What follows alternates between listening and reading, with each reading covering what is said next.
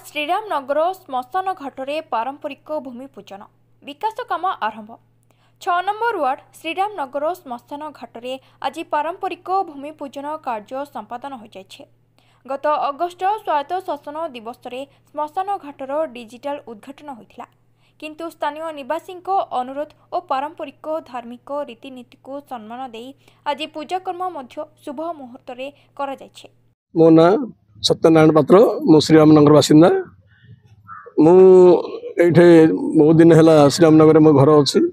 एठारे जो प्रकार परिस्थिति थिले लोक सब को लेकिन कौटी नहीं पड़े यहाँ गोटे चिंतार विषय थिला। यहाँ गोटे 70 वर्षर गोटे आशा थिला जे एटू कि गोटे श्मशानी हो आमर कॉर्पोरेट मैडम आ सत्यनारायण भाईना एम सब लगिक जो चेष्टा करें आनी करें यहाँ आम बहुत भल माने अति सुखर कथा। स्थानीय कॉर्पोरेटर को उपस्थिति अंचलवासी और अंचलर विशिष्ट व्यक्ति सहयोग में समस्त कार्यक्रम अनुष्ठित हो जाए। एही अवसर में वृक्षरोपण कार्यक्रम आयोजित होता। एथिरे प्राय 70 वर्ष धरी अव्यवहृत और अवहेलित रहिथिबा एही श्मशान घाटे वर्षा काल में शवदाह करने पर्यंत असुविधा सृष्टि होता। आज भूमि पूजन सहित विकास काम आरंभ होबारु अंचलवासी माने अपार संतोष एवं आशा व्यक्त करछन्ते। ए विषय रे कहवा पूर्व मु अत्यंत खुशी हो जाइछि जो लोक माने आसिकरी वर्षा रे काठ जलेनी सब रोड ऊपर पड़ी थाए ताकू केयर नेबा पे केही नाहंती। आज जो आमर कॉर्पोरेटर मैडम प्रचेष्टा कौन प्लस आमर जड़े नायिका वो अच्छा जड़े डॉक्टर सी अच्छा आम बहुत मीटिंग एथि करथिलु।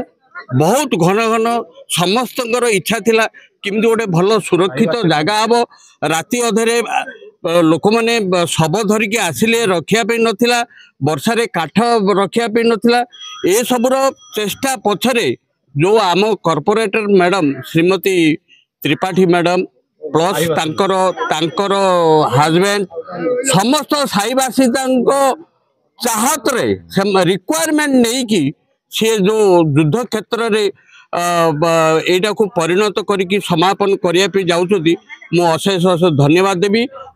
श्मशान घाट पई बजेट पास हो सारिछि। टेंडर 2 अनुमोदन होछि और टेंडर 1 मध्य शीघ्र आसीबाकू थिबा सूचना मिलिछि। मेयर और कमिश्नर महोदयଙ୍କ पक्षरु एही काम को अति शीघ्र समय रे संपूर्ण कराजिबार आश्वासन मिलिछि। ब्रह्मपुररु नरसिंह डाकुआंको रिपोर्ट वायरल न्यूज।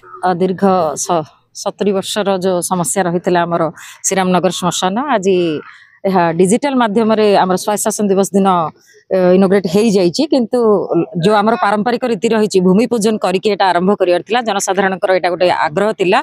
से समस्त वरिष्ठ नेतृत्व आमर निर्देश आग्रह आज आम पूजाटी समस्त वार्डवासी तरफ जनसाधारण तरफ आग्रह नहीं करूँ एवं निश्चित भाव में जल्दी माने सारे भी चेष्टा करूँ। माननीय कमिश्नर महोदय माननीय मेयर महोदय और कमिश्नर महोदय निर्देश त्वरान्वित कर कार्य आरंभ कर यथाशी शीघ्र सारिकी लोकंर जो पाखापाखि वार्ड 10,000 लोक एफेक्टेड होते सेटा को पूरण कर शवदाह करवा वर्षा दिन शवदाह करवा बहुत कष्टसाध्य होता शीघ्र ही लोकार्पण हम बोली एवं जल्दी ही सर बोली आशारूप करूँ। लोकंर सहयोग रही वार्डवासी सहयोग रही कार्य समाप्त करूँ।